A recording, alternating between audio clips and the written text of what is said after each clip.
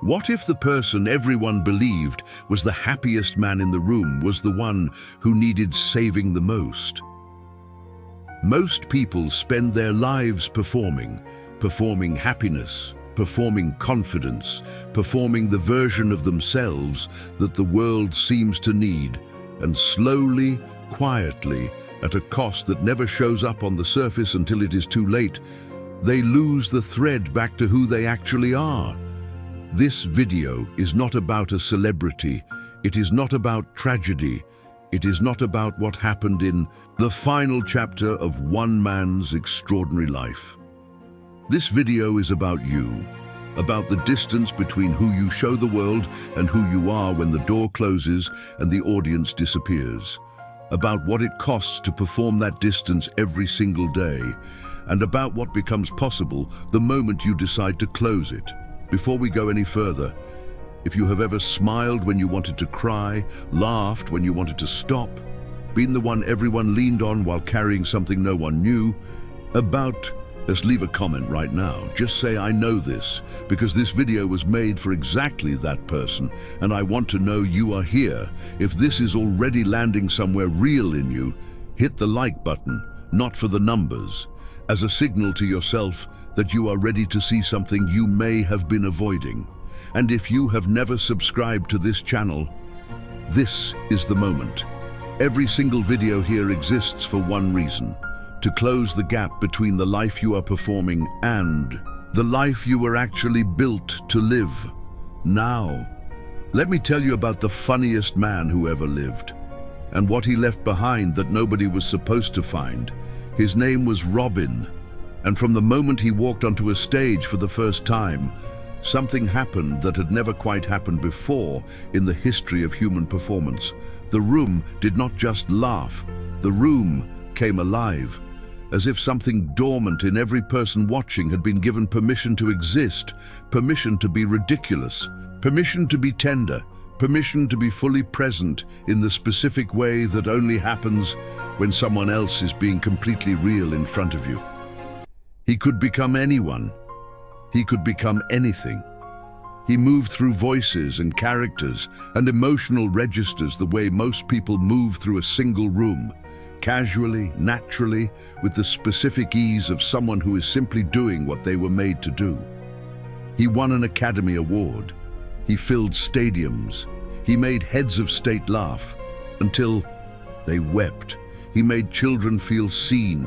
He made grieving people feel less alone. He made the world feel, for the duration of a film, a performance, a single shared moment, like a place that contained more joy than it usually admitted to. And this is where most people stop the story, because this is where it feels complete. The man who made the world laugh, the gift, the genius, the joy. But there is another version of this story, a version that most people never examine because it is easier and more comfortable to stay with the first one, and it is the version that contains the transformation that this video is here to deliver. Because here is what nobody talks about when they talk about Robin Williams. Not the performances, not the awards, not the genius. Something simpler and more devastating and more universal than any of those things. He was lonely.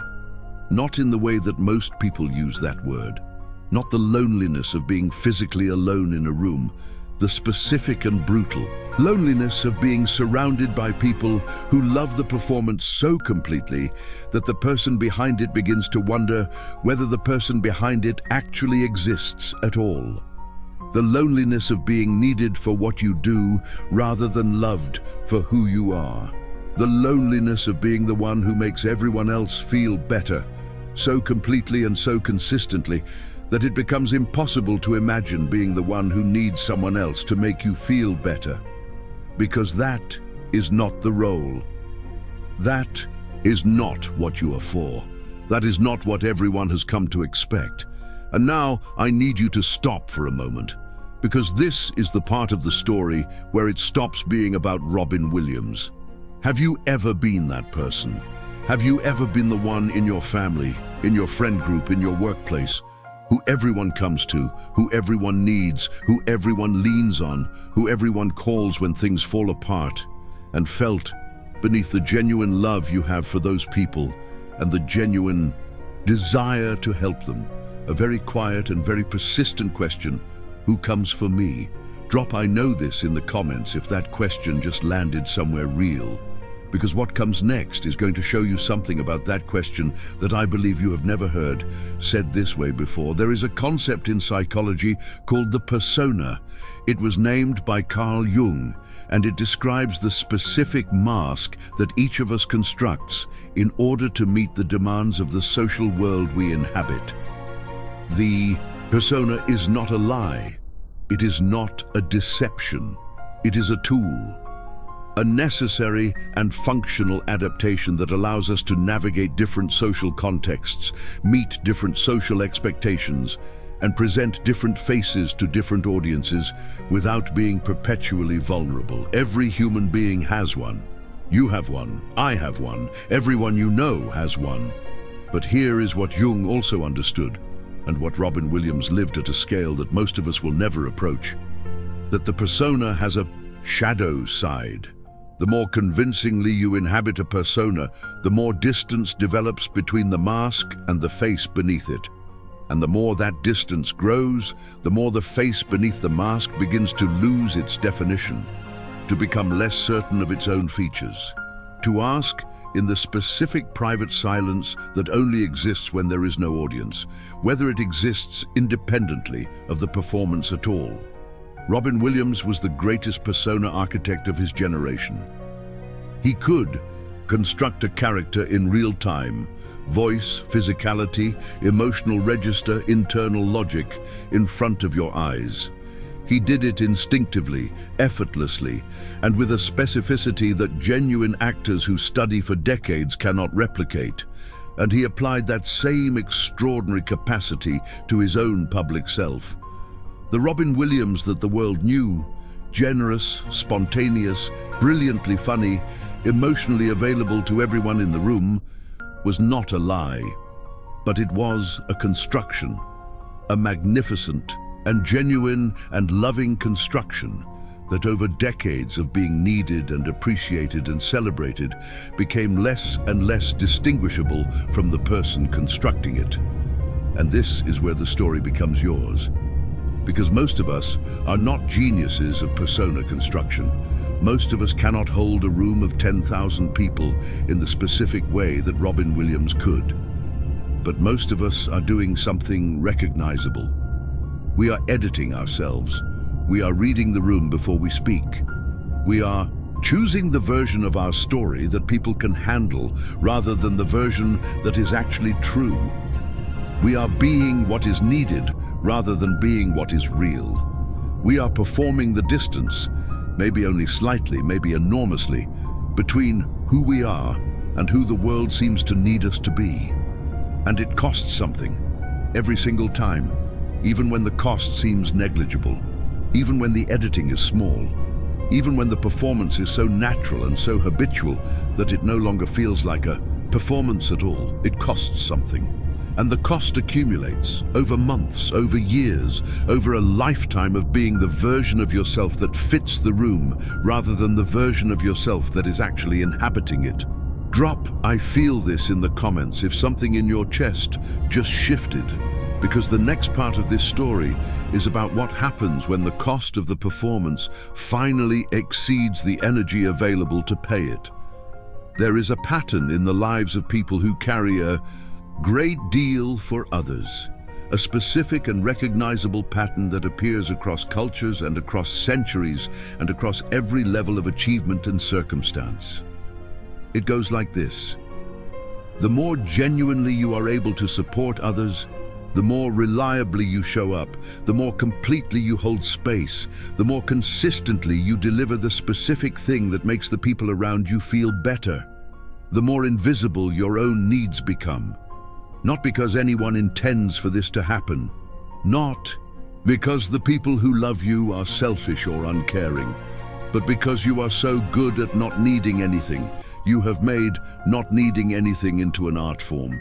You have practiced it so long and so well that it has become the most fundamental expectation everyone in your life has of you, including yourself.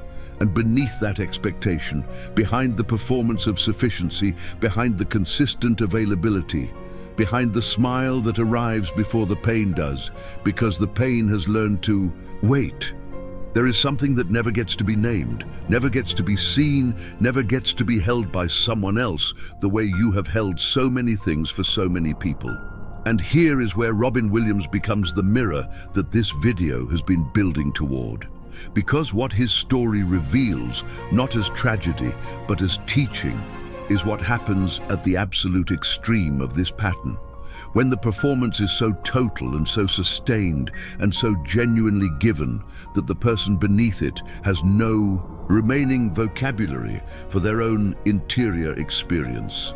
When the distance between the mask and the face has grown so wide that the face can no longer remember how to ask for what it needs, because asking has never been part of its role. When the loneliness beneath the performance becomes so complete that even the people who genuinely love you cannot reach it.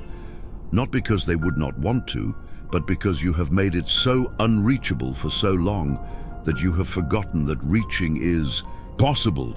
This is not a story about weakness. This is not a story about failure. This is not even a story about pain. This is a story about what happens when a human being gives everything they have to the world and forgets to give anything to themselves.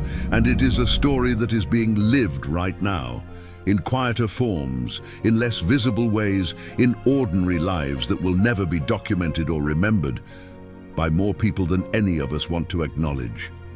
Drop "I see it" in the comments if you recognize someone you love in what I just described, and keep watching, because this is where the story turns. Robin Williams did interviews throughout his career that, when you go back and watch them with the awareness of what you now know, read completely differently than they did at the time. There are moments between the brilliance and the comedy and the extraordinary performance of his public self where something else appears, briefly, in the eyes rather than the words, in the quality of a pause before he pivots back into the performance, in the specific kind of laugh that comes from someone who has found that laughter is the fastest and most socially acceptable way to change the subject. In one interview he said, "I think the saddest people always try their hardest to make people happy because they know what it's like to feel absolutely worthless, and they don't want anyone else to feel like that." Read that again, not as a quote about Robin Williams, as a question about yourself. Is there someone in your life, or are you the person in someone else's life who is working that hard to make everyone else okay? Who has built that specific practice of deflecting their own pain into other people's joy? Who has become so skilled at making everyone else feel seen that they have made themselves invisible in the process? Because here is what that person needs. What Robin needed, what you need, what the person you just thought of needs, and what the performance makes almost impossible to receive. Not more appreciation, not more laughter, not more success or recognition or the expansion of the audience. Permission. Permission to be insufficient, permission to not be okay, permission to put down the performance for long enough to let someone else hold something for once. Permission to be the one who needs, not just the one who provides. Permission to have an interior life that is not curated for consumption. Permission to be, for a moment, the least funny and least capable and least together version of yourself, and to discover that the people who actually love you will still be there. Drop "I need to hear this" in the comments right now, because this is the center of everything this video is trying to give you. Now let me tell you what the neuroscience says about this, because this is not just philosophy, this is not just emotional intelligence. What Robin Williams lived, what millions of people live in quieter versions every single day, has a biological reality that most people never learn about and that changes everything when you understand it. When a human being chronically suppresses their authentic emotional state in order to maintain a social performance, when they habitually edit what they feel in real time in order to meet external expectations, something happens in the nervous system that is not metaphorical. The amygdala, which processes threat responses, begins to treat authentic emotional expression as dangerous. The prefrontal cortex, which regulates social behavior, works over time constructing the appropriate performance rather than processing genuine experience. The body's stress response systems remain in a state of low-grade activation that never fully resolves because the source of the stress, the gap between inner experience and outer performance, is never addressed. Over time, this produces the specific kind of exhaustion that has no obvious external cause, the kind that sleep does not fix, the kind that success does not address, the kind that more appreciation, more connection, more performance only temporarily masks, the kind that Marcus Aurelius wrote about when he described the man who chases comfort and achievement and recognition and finds at the end of each successful chase that the thing he was actually looking for was not at the destination. The Stoics called this the failure of the external life to satisfy the internal need. Seneca wrote that we are more afraid of what people will think of our weakness than we are of the weakness itself, and that this fear of being seen as insufficient drives us to perform sufficiency until the performance destroys us.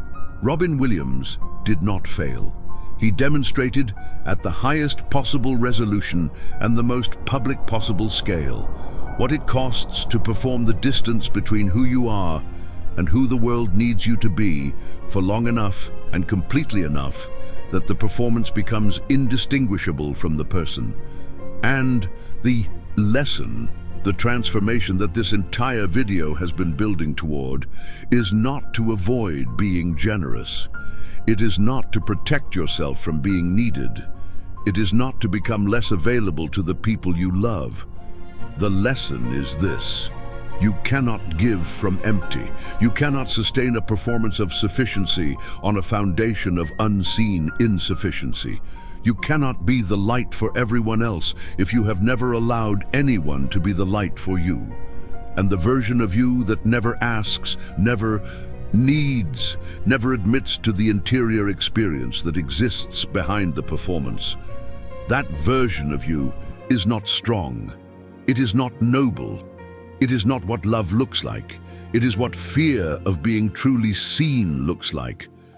In the most beautiful and generous and heartbreaking costume that fear has ever worn, drop "This is me" in the comments if something just broke open. Because what I am about to say next is the most important thing in this entire video. You are allowed to need, not as a weakness, not as a failure, not as something to be managed or minimized or apologized for before it is expressed, as the most fundamental and honest and human thing about you. The people who love you are not loving the performance. Or if they are, if the performance is so total that the person beneath it has never been made available for love, then the deepest gift you could give them is to let them love the real thing, to make the real thing available, to close the gap, slowly, imperfectly, with all the vulnerability that closing it requires, between who you show them and who you actually are. This is what Robin Williams never quite managed to do, not because he was not loved, not because there were not people willing and able to hold something for him, but because the performance was so complete, so habitual, so deeply identified with who he understood himself to be, that making himself genuinely available for being held felt like a kind of dissolution of the self he had spent a lifetime constructing.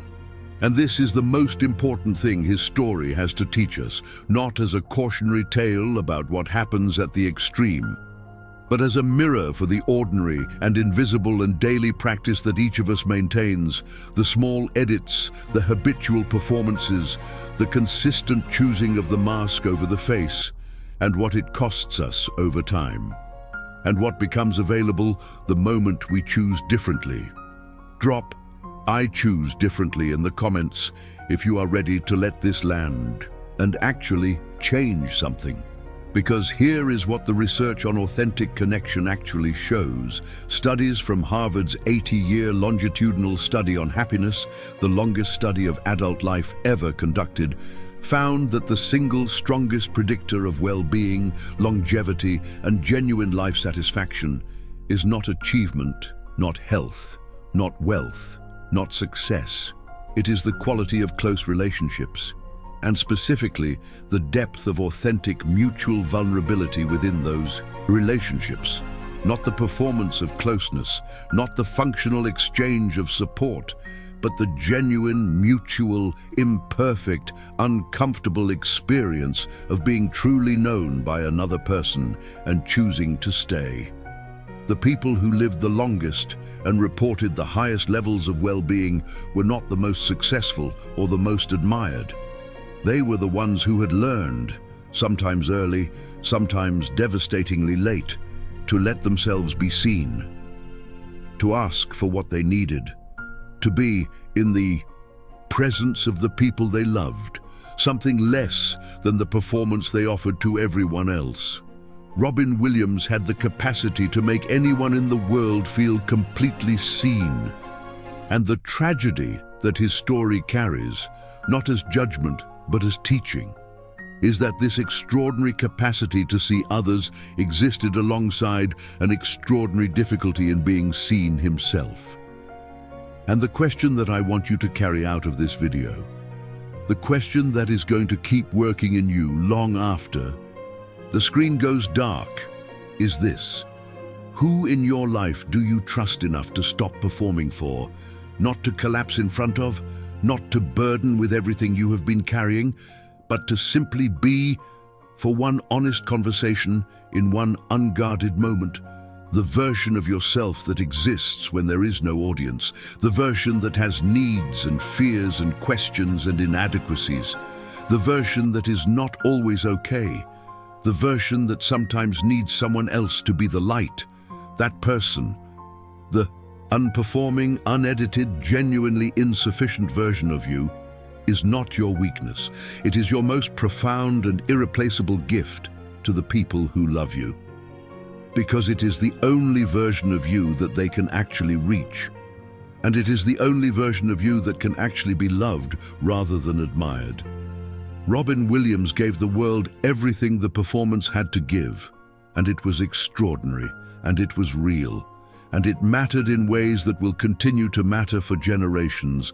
But this video is not about what he gave the world. It is about what the world could not give back, and about the specific and available and human choice that each of us can make. Today, not eventually, not when we are ready, not when the fear is gone, to close the gap between who we perform and who we are. Just a little, just enough to let one person in, just enough to let the face beneath the mask remember what it feels like to be seen. If this video changed something in you today, if something shifted between the beginning and right now, leave a comment that says, "I will be seen," not as a promise to be perfect, not as a commitment to transformation you cannot yet imagine, just as the declaration of a direction. I am moving toward being real rather than performing sufficiency. I am moving toward letting the people who love me love the actual me. I am moving toward closing the gap. The declaration is the first step, and the first step is the beginning of everything. Subscribe to this channel, not because of the numbers, but because every single video here exists to close the gap between the life you are performing and the life you are actually built to live. To take the wisdom of the greatest minds and the most transformational stories in human history and bring them directly to the place in you that needs them most. New video every day. Ancient wisdom, modern transformation. for people who are ready to stop performing and start living. This is the Academy of Masters of the Mind, and the real version of you was always meant to be here.